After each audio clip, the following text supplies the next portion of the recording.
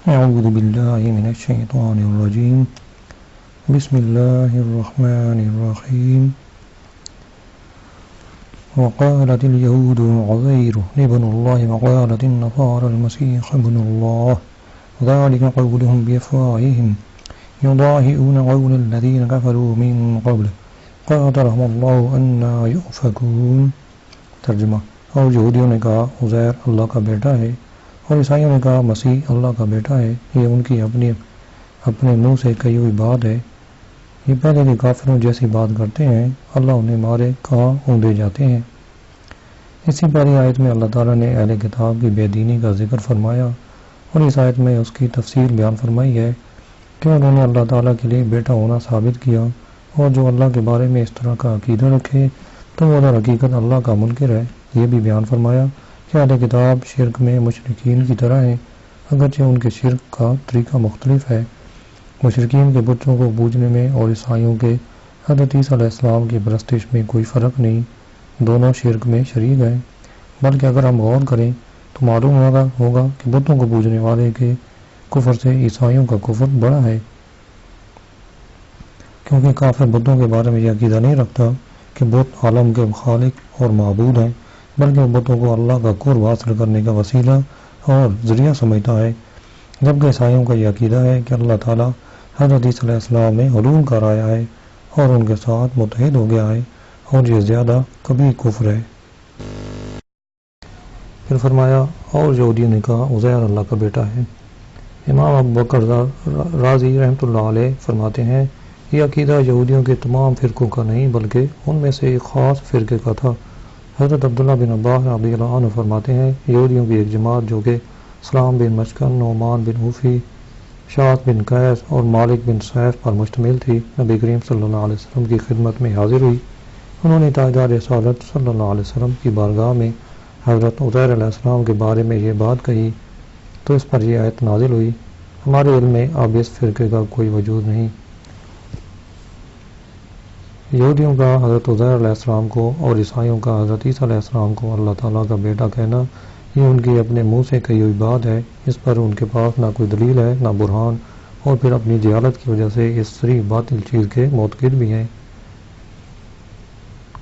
اس آیت کا ایک معنی تو پہلے بیان ہوا کہ اہل کتاب شرک میں مشرکین کی طرح ہیں، دوسرا معنی یہ ہے کہ عیسائیوں کی بات اپنے سے پہلے یہودیوں کے قول کے مشابہ ہے کہ جس طرح یہودیوں نے حضرت عزیر علیہ السلام کو اللہ کا بیٹا کہا، اسی طرح عیسائیوں نے حضرت عیسیٰ علیہ السلام کو اللہ کا بیٹا کہہ دیا۔ حضرت حسن رحمۃ اللہ علیہ فرماتے ہیں اللہ تعالیٰ نے اس آیت میں یہودیوں اور عیسائیوں کے کفر کو گزشتہ کافر امتوں کے کفر سے تشبیہ دی ہے۔ اتخذوا احبارهم ورهبانهم اربابا من دون الله والمسيح ابن مريم وما امروا الا ليعبدوا الها واحدا لا اله الا هو سبحانه عما يشركون۔ ترجمہ: انہوں نے اپنے پادریوں اور درویشوں کو اللہ کے سوا رب بنا لیا اور مسیح بن مریم کو بھی، حالانکہ انہیں صرف یہ حکم دیا گیا تھا کہ وہ ایک معبود کی عبادت کریں، اس کے سوا کوئی معبود نہیں، وہ ان کے شرک سے پاک ہے۔ آیت کا خلاصہ یہ ہے کہ یہودیوں نے اپنے پادریوں اور درویشوں کو اللہ کے سوا رب بنا لیا کہ حکم الہی کو چھوڑ کر ان کے حکم کے پابند ہوئے، اور عیسائیوں نے حضرت عیسیٰ علیہ السلام کو خدا بنایا اور ان کی نسبت یہ باطل عقیدہ رکھا کہ وہ خدا یا خدا کے بیٹے ہیں یا خدا نے ان میں حلول کیا ہے، حالانکہ انہیں ان کی کتابوں میں اور ان کے انبیاء کرام کی طرف سے صرف یہ حکم دیا گیا تھا کہ وہ ایک معبود کی عبادت کریں، اس کے سوا کوئی معبود نہیں، اور وہ ان کے شرک سے پاک ہے۔ یہودیوں اور عیسائیوں نے اپنے پادریوں اور علماء کو معبود بنا کر ان کی کوئی باقاعدہ عبادت نہیں کی تھی، بلکہ خدا کے حکم کو چھوڑ کر ان کے حکم کو اپنے لیے شریعت بنا لیا تھا، اور اسی کو اللہ تعالیٰ نے فرمایا کہ انہوں نے خدا بنا لیے۔ چنانچہ پادریوں اور درویشوں سے متعلق ان کی اس روش کے بارے میں حضرت عدی بن حاتم رضی اللہ عنہ روایت کرتے ہیں میں حضور پر نور صلی اللہ علیہ وسلم کی خدمت میں حاضر ہوا، اس وقت میرے گلے میں سونے کی سلیب تھی۔ آپ صلی اللہ علیہ وسلم نے ارشاد فرمایا عدی اس بت کو دور کر دو۔ نیز صحابی فرماتے ہیں کہ میں نے سنا کہ آپ صلی اللہ علیہ وسلم سورہ برات سے یہ پڑھ رہے تھے۔ ترجمہ ہے یعنی عیسائیوں یہودیوں نے اپنے درویشوں اور علماء کو اللہ کے سوا رب بنا لیا۔ پھر آپ صلی اللہ علیہ وسلم نے اس کی وضاحت کرتے ہوئے ارشاد فرمایا کہ وہ ان کو پوجتے نہیں تھے، بلکہ جب وہ ان کے لیے کسی چیز کو حلال قرار دیتے تو یہ حلال سمجھتے، اور جب وہ حرام قرار دیتے تو یہ حرام سمجھتے تھے۔ اس آیت سے معلوم ہوا کہ اللہ اور رسول کے مقابلے میں جس کی دینی اطاعت کی جائے گی گویا اسے رب بنا لیا گیا، جیسا کہ عیسائی اور یہودی خدا کے مقابلے میں اپنے پادریوں اور درویشوں کی بات مانتے تھے، اس لیے ان کے بارے میں کہا گیا کہ انہوں نے اپنے پادریوں اور درویشوں کو اللہ کے سوا رب بنا لیا ہے، جبکہ اللہ تعالیٰ کے فرمان کے ماتحت علماء، اولیاء اور صالحین کی اطاعت عین اللہ اور اس کے رسول کی اطاعت ہے، جیسا کہ اللہ تعالیٰ ارشاد فرماتا ہے، اے ایمان والو، اللہ کی اطاعت کرو اور رسول کی اطاعت کرو اور ان کی جو تم میں سے حکومت والے ہیں۔ حضرت عطا رحمۃ اللہ علیہ فرماتے ہیں، اس آیت میں رسول کی اطاعت سے مراد قرآن اور سنت کی پیروی ہے، اور اولی الامر کی اطاعت سے علماء اور فقہا کی اطاعت مراد ہے۔ ایک جگہ ارشاد فرمایا، اے لوگو، اگر تم نہیں جانتے تو علم والوں سے پوچھو۔ پھر ایک اور مقام پر فرمایا، اور میری طرف رجوع کرنے والے آدمی کے راستے پر چل۔ پھر ایک جگہ ارشاد ہے، اور مہاجرین، بے شک مہاجرین اور انصار میں سے سابقین اولین اور دوسرے وہ جو بھلائی کے ساتھ ان کی پیروی کرنے والے ہیں، ان سب سے اللہ راضی ہوا اور یہ اللہ سے راضی ہیں۔ اس آیت کی تفسیر میں ایک قول یہ ہے کہ پیروی کرنے والوں سے قیامت تک کہ وہ ایماندار مراد ہیں جو ایمان، اطاعت اور نیکی میں انصار و مہاجرین کے راستے پر چلیں، ان سب سے اللہ راضی ہوا۔ بکثرت احادیث میں بھی علماء کی اطاعت کی ترغیب دی گئی ہے، ان میں سے کچھ احادیث بیان کر دیتے ہیں۔ صحیح مسلم میں حضرت تمیم داری رضی اللہ عنہ سے مروی ہے، رسول اللہ صلی اللہ علیہ وسلم نے ارشاد فرمایا، دین خیرخواہی کا نام ہے۔ صحابہ کرام نے عرض کی، یا رسول اللہ صلی اللہ علیہ وسلم، کس کی خیرخواہی کریں؟ ارشاد فرمایا، اللہ کی، اس کی کتاب کی، اس کے رسول کی، مسلمانوں کے امام کی اور عام مومنین کی۔ اس حدیث کی شرح میں ہے کہ یہ حدیث ان اماموں کو بھی شامل ہے جو علماء دین ہیں، ان کی روایت کی ہوئی احادیث کو قبول کرنا، احکام میں ان کی تقلید کرنا اور ان کے ساتھ نیک گمان رکھنا ان کی خیرخواہی سے ہے۔ حضرت جبیر بن مطعم رضی اللہ عنہ سے روایت ہے، نبی کریم صلی اللہ علیہ وسلم نے ارشاد فرمایا، تین چیزیں ایسی ہیں کہ مومن کا دل ان پر خیانت نہیں کرتا۔ نمبر 1، اللہ تعالیٰ کے لیے عمل خالص کرنا، نمبر 2، علماء کی اطاعت کرنا، اور نمبر 3، مسلمانوں کی جماعت کو لازم پکڑنا۔ حضرت عبداللہ بن مسعود رضی اللہ عنہ سے روایت ہے، سرور عالم صلی اللہ علیہ وسلم نے ارشاد فرمایا، علم سیکھو اور لوگوں کو سکھاؤ، فرائض سیکھو اور لوگوں کو سکھاؤ، قرآن سیکھو اور لوگوں کو سکھاؤ۔ میں وفات پانے والا ہوں، علم عن قریب اٹھ جائے گا، فتنے ظاہر ہوں گے، حتیٰ کہ دو شخص ایک فریضہ میں جھگڑیں گے اور ایسا کوئی شخص نہ پائیں گے جو ان میں فیصلہ کر دے۔ یریدون ان یطفئوا نور اللہ بافواہہم ویأبی اللہ الا ان یتم نورہ ولو کرہ الکافرون والذی ارسل رسولہ بالہدی ودین الحق لیظہرہ علی الدین کلہ ولو کرہ المشرکون۔ ترجمہ، یہ چاہتے ہیں کہ اپنے منہ سے اللہ کا نور بجھا دیں، حالانکہ اللہ اپنے نور کو مکمل کیے بغیر نہ مانے گا، اگرچہ کافر ناپسند کریں۔ وہی ہے جس نے اپنا رسول ہدایت اور سچے دین کے ساتھ بھیجا تاکہ اسے تمام دینوں پر غالب کر دے، اگرچہ مشرک ناپسند کریں۔ اس آیت میں نور سے مراد دین اسلام یا سرکار دو عالم صلی اللہ علیہ وسلم کی نبوت کے دلائل ہیں، اور نور بجھانے سے مراد حضور بنور صلی اللہ علیہ وسلم کا دین مٹانا ہے، یا قرآن کو شائع نہ ہونے دینا، یا حضور اقدس صلی اللہ علیہ وسلم کا ذکر روکنا، اور حضور اکرم صلی اللہ علیہ وسلم کے فضائل سے چڑ جانا۔ تو فرما دیا کفار کی حرکتوں سے نہ دین ختم ہوگا، نہ اسلام کی شوکت میں کمی آئے گی، اور نہ حضور اقدس صلی اللہ علیہ وسلم کی شان میں فرق آئے گا۔ اس سے دو باتیں معلوم ہوئی، نمبر 1، سچا دین اور ہدایت حضور بنور صلی اللہ علیہ وسلم کے ساتھ ایسے وابستہ ہیں جیسے آفتاب کے ساتھ روشنی، کہ حضور اقدس صلی اللہ علیہ وسلم کو چھوڑ کر نہ ہدایت ملتی ہے نہ سچا دین۔ اگر صرف قرآن سے ہدایت مل جاتی تو تاجدار رسالت صلی اللہ علیہ وسلم کو دنیا میں کیوں بھیجا جاتا؟ نمبر 2، حضور اکرم صلی اللہ علیہ وسلم کبھی ہدایت اور سچے دین سے الگ نہ ہوئے، کیونکہ یہ دونوں حضور سید المرسلین صلی اللہ علیہ وسلم کے ساتھ بھیجے گئے ہیں۔ جو انہیں ایک آن کے لیے بھی ہدایت سے الگ مانے وہ بے دین ہے۔ فرمایا، لیظہرہ علی الدین کلہ، تاکہ اسے تمام دینوں پر غالب کر دے۔ آیت میں غلبے سے دلائل اور قوت دونوں اعتبار سے غلبہ مراد ہے۔ دلائل کے اعتبار سے تو یوں کہ دین اسلام نے اپنی حقانیت پر جو دلائل پیش کیے ہیں اس سے مضبوط ترین دلائل کوئی بھی نہ پیش کر سکا، اور جہاں تک قوت کے اعتبار سے غلبہ کا تعلق ہے تو اس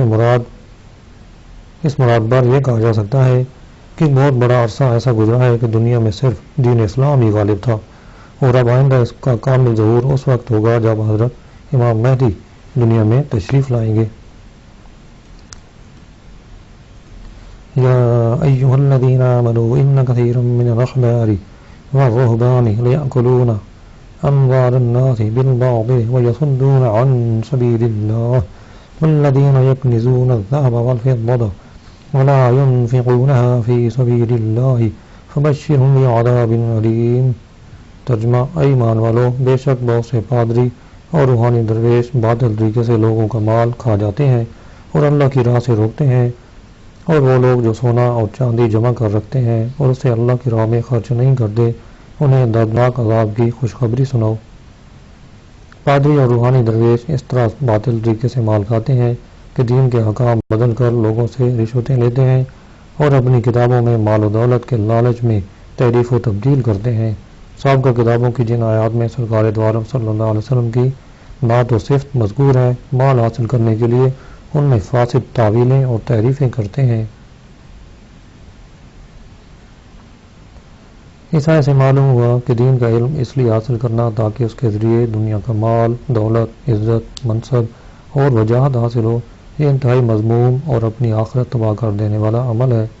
حدیث میں بھی اس کی شدید مذمت بیان کی گئی ہے۔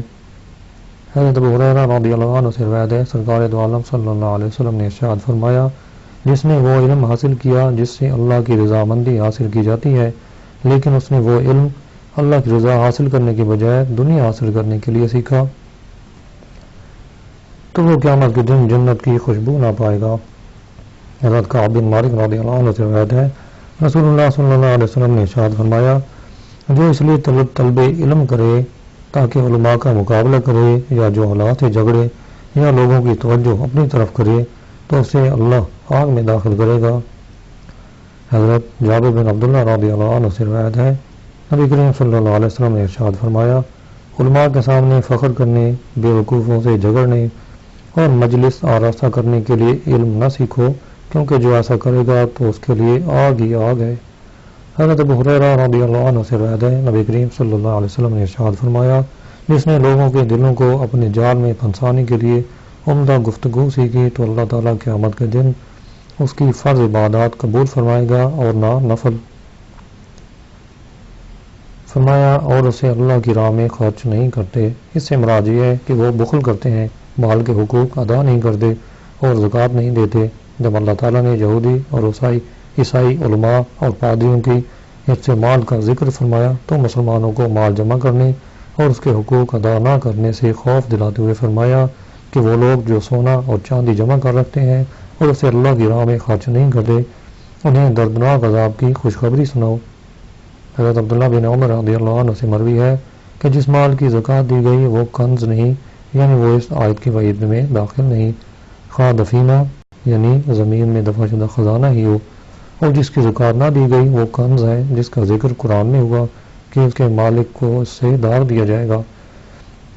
حضرت صبان رضی اللہ عنہ سے روایت ہے، فرماتے ہیں کہ جب یہ آیت نازل ہوئی تو رسول کریم صلی اللہ علیہ وسلم سے صحابہ کرام نے عرض کی کہ سونے چاندی کا تو یہ حال معلوم ہوا، پھر کون سا مال بہتر ہے جس کو جمع کیا جائے؟ ارشاد فرمایا، ذکر کرنے والی زبان اور شکر کرنے والا دل اور نیک بیوی جو ایماندار کی اس کے ایمان پر مدد کرے، یعنی پرہیزگار ہو کہ اس کی صحبت سے اطاعت و عبادت کا شوق بڑھے۔ یاد ہے کہ مال کا جمع کرنا مباح ہے، مذموم نہیں، جبکہ اس کے حقوق ادا کیے جائیں۔ حضرت عبدالرحمن بن عوف رضی اللہ عنہ اور حضرت طلحہ وغیرہ صحاب رضی اللہ عنہ مالدار تھے۔ اسی مناسبت سے صحابہ کرام کی مالداری کے چند واقعات ملاحظہ ہوں۔ حضرت عثمان غنی رضی اللہ عنہ کی مالداری تو ویسے ہی بہت مشہور ہے، ان کے علاوہ چند مالدار صحابہ کرام کے نام یہ ہیں: حضرت عبدالرحمن بن عوف، تاجدار رسالت صلی اللہ علیہ وسلم کی دعا کی برکت سے اللہ تعالیٰ نے حضرت عبدالرحمن بن عوف کو کثیر مال عطا فرمایا اور اپنی مالداری کے باوجود بکثرت صدقہ و خیرات بھی کیا کرتے تھے۔ نبی کریم صلی اللہ علیہ وسلم کے مقدس زمانے میں آپ نے اپنے مال میں سے پہلے 4000 درہم صدقہ کیے، پھر 40,000 درہم اللہ کی راہ میں خیرات کیے، اس کے بعد 40,000 دینار صدقہ کیے، پھر 500 گھوڑے اور اس کے بعد 500 اونٹ رائے خدا میں صدقہ کیے۔ ایک مرتبہ مدینہ منورہ میں حضرت عبد الرحمن بن عوف رضی اللہ عنہ کا تجارتی قافلہ آیا۔ اس قافلے میں گندم، آٹے اور کھانے سے لدے ہوئے 700 اونٹ تھے۔ حضرت عائشہ صدیقہ رضی اللہ عنہ نے شور سنا تو اس بارے میں دریافت کیا تو انہیں بتایا گیا کہ حضرت عبد الرحمن بن عوف کا تجارتی قافلہ واپس آیا ہے جس میں گندم، آٹے اور تام سے لدے ہوئے 700 اونٹ ہیں۔ حضرت عائشہ رضی اللہ عنہ نے فرمایا، میں نے نبی کریم صلی اللہ علیہ وسلم کو ارشاد فرماتے ہوئے سنا ہے کہ عبد الرحمن بن عوف جنت میں گھسٹتے ہوئے داخل ہوں گے۔ جب یہ بات حضرت عبد الرحمن بن عوف رضی اللہ عنہ کو معلوم ہوئی تو آپ نے کہا، اے میری ماں، میں آپ کو گواہ بناتا ہوں کہ میں نے یہ تمام اونٹ اپنے ساز و سامان کے ساتھ اللہ کی راہ میں صدقہ کر دیے۔ جب حضرت عبد الرحمن بن عوف کا انتقال ہوا تو آپ کی ترکہ میں حاصل ہونے والے سونے کو کلاڑوں سے کاٹا گیا، یہاں تک کہ لوگوں کے ہاتھوں میں آبلے پڑ گئے۔ اس کے علاوہ آپ رضی اللہ عنہ کے ترکے میں 1000 اونٹ، 3000 بکریاں اور 100 گھوڑے شامل تھے جو بقیع کی چراہ میں چرتے تھے۔ ان کے بعد میں حضرت طلحہ بن عبید اللہ رضی اللہ عنہ۔ حضرت طلحہ بن عبید اللہ رضی اللہ عنہ کی عراقی زمینوں سے ہونے والی آمدنی 4 سے 5 لاکھ درہم تک تھی اور سرات کی زمینوں سے ہونے والی آمدنی 10,000 دینار کے لگ بھگ تھی، جو ہی عراق سے بھی آمدنی ہوتی تھی۔ آپ رضی اللہ عنہ بنو تمیم کے ہر ضرورت مند کی ضرورت کو پورا کرتے، ان کی مدد کرتے، ان کی بیواؤں اور غیر شادی شدہ افراد کی شادیاں کراتے اور ان کے قرض اتارا کرتے تھے۔ نیز ہر سال زمین کی پیداوار کی آمدنی سے 10,000 درہم حضرت عائشہ صدیقہ رضی اللہ عنہ آیا کرتے تھے۔ ان کے بعد ہے حضرت زبیر بن عوام۔ حضرت حشام بن عروہ رضی اللہ عنہ اپنے والد سے روایت کرتے ہیں کہ حضرت زبیر رضی اللہ عنہ کے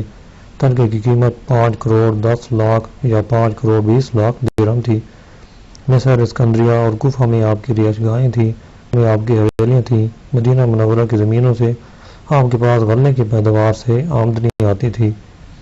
حضرت زبیر رضی اللہ عنہ نے 4 بیویاں چھوڑی جن میں سے ہر ایک کو 11 لاکھ ملے۔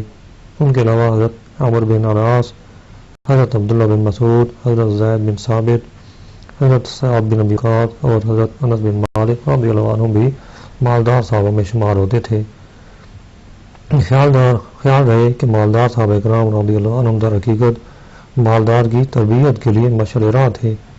وہ اپنا مال شرعی مصارف میں خرچ کرتے تھے اور اس لیے مال جمع رکھتے تھے۔ ان کے اموال اظہار فخر کے لیے نہ تھے اور نہ ہی دنیا فانی کے مال کی محبت میں اسے جمع کرتے تھے۔ اللہ تعالیٰ مالدار مسلمانوں کو صحابہ کرام کی سیرت پر عمل پیرا ہونے کی توفیق عطا فرمائے۔ یوم یحمى علیہا فی نار جہنم فتکوی بہا جباہہم وجنوبہم وظہورہم ھذا کنزتم لانفسکم فذوقوا ما کنتم تکنزون۔ ترجمہ: جس دن وہ مال جہنم کی آگ میں تپایا جائے گا، پھر اس کے ساتھ ان کی پیشانیوں اور ان کے پہلوؤں اور ان کی پشتوں کو داغا جائے گا اور کہا جائے گا، یہ وہ مال ہے جو تم نے اپنے لیے جمع کر رکھا تھا، تو اپنا جمع کرنے کا مزہ چکھو۔ یعنی وہ مال جس کی زکوٰۃ نہ دی تھی، قیامت کے دن اسے جہنم کی آگ میں تپایا جائے گا یہاں تک کہ شدت حرارت سے سفید ہو جائے گا۔ پھر اس کے ساتھ زکوٰۃ ادا نہ کرنے والوں کی پیشانیوں اور ان کے پہلوؤں اور ان کی پشتوں کو داغا جائے گا اور ان سے کہا جائے گا، یہ وہ مال ہے جو تم نے لیے جمع کر رکھا تھا، تو دنیا میں اپنا مال جمع کر کے رکھنے اور حقداروں کو ان کا حق ادا نہ کرنے کے عذاب کا مزہ چکھو۔ احادیث میں زکوٰۃ نہ دینے پر سخت وعیدیں بیان کی گئی ہیں۔ چنانچہ حضرت ابو ہریرہ رضی اللہ عنہ سے روایت ہے، رسول اللہ صلی اللہ علیہ وسلم نے ارشاد فرمایا، جو شخص سونے چاندی کو اور اس کا حق ادا نہ کرے تو جب قیامت کا دن ہوگا اس کے لیے آگ کے پتلے ٹکڑے بنائے جائیں گے اور ان پر جہنم کی آگ بھڑکائی جائے گی اور ان سے اس کی کروٹ اور پیشانی اور پیٹھ داغی جائے گی۔ جب ٹھنڈے ہونے پر آئیں گے پھر ویسے ہی کر دیے جائیں گے۔ یہ معاملہ اس دن کا ہے، مقدار 50,000 برس ہے، یہاں تک کہ بندوں کے درمیان فیصلہ ہو جائے۔ اب وہ اپنی راہ دیکھے گا، خواہ جنت کی طرف جائے یا جہنم کی طرف، اور اونٹ کے بارے میں فرمایا جو اس کا حق ادا نہیں کرتا قیامت کے دن ہموار میدان میں لٹا دیا جائے گا اور وہ اونٹ سب کے سب نہایت فربہ ہو گئے، پاؤں سے اسے روندیں گے اور منہ سے کاٹیں گے۔ جب ان کی پچھلی جماعت گزر جائے گی تو پہلی لوٹے گی۔ اور گائے اور بکریوں کے بارے میں فرمایا کہ اس شخص کو ہموار میدان میں لٹائیں گے اور وہ سب کی سب آئیں گی، نہ ان میں مڑے ہوئے سینگ کی کوئی ہوگی، نہ بے سینگ کی ہوگی، نہ ٹوٹے سینگ کی، اور ماریں گی اور کھروں سے روندیں گی۔ حضرت بریدہ رضی اللہ عنہ سے روایت ہے نبی کریم صلی اللہ علیہ وسلم نے ارشاد فرمایا جو قوم زکوٰۃ نہ دے گی اللہ تعالیٰ اسے قحط میں مبتلا فرمائے گا۔ حضرت فاروق اعظم رضی اللہ عنہ سے روایت ہے حضور اقدس صلی اللہ علیہ وسلم نے ارشاد فرمایا خشکی اور مال تلف ہوتا ہے، وہ زکوٰۃ نہ دینے سے تلف ہوتا ہے۔ حضرت علی رضی اللہ عنہ سے روایت ہے نبی کریم صلی اللہ علیہ وسلم نے فرمایا فقیر ہرگز ننگے بھوکے ہونے کی تکلیف نہ اٹھائیں گے مگر مالداروں کے ہاتھوں۔ سن لو ایسے مالداروں سے اللہ تعالیٰ سخت حساب لے گا اور انہیں درد عذاب دے گا۔